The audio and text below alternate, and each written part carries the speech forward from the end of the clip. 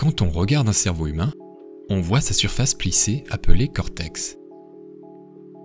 Mais aujourd'hui, nous allons nous intéresser à des noyaux situés en profondeur sous le cortex, appelés ganglions de la base ou noyaux gris centraux, et qui sont responsables de notre mémoire motrice.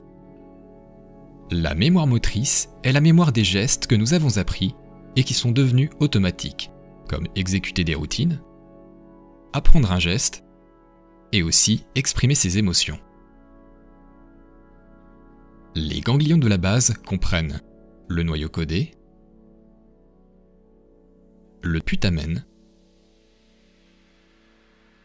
le globus pallidus externe et interne, le noyau subthalamique et la substance noire. Ces noyaux fonctionnent en synergie pour créer de la mémoire motrice. Quand on voyage de la partie médiane du cerveau vers sa partie latérale, on voit que les ganglions de la base ne sont pas tous situés sur le même plan. Certains sont plus médians, comme la substance noire et le noyau subthalamique, et certains sont plus latéraux, comme le putamen.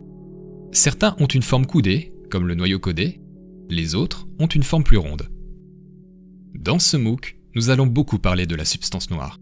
Pourquoi ? Parce que les neurones de la substance noire qui sécrètent de la dopamine ont un rôle primordial dans la mémoire motrice.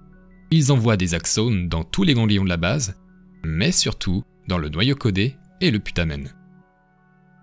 On voit se dessiner cette voie dopaminergique négro-striée qui va de la substance noire au noyau codé et putamen. On l'appelle aussi striatum chez le rongeur. C'est cette voie dopaminergique qui disparaît progressivement dans la maladie de Parkinson,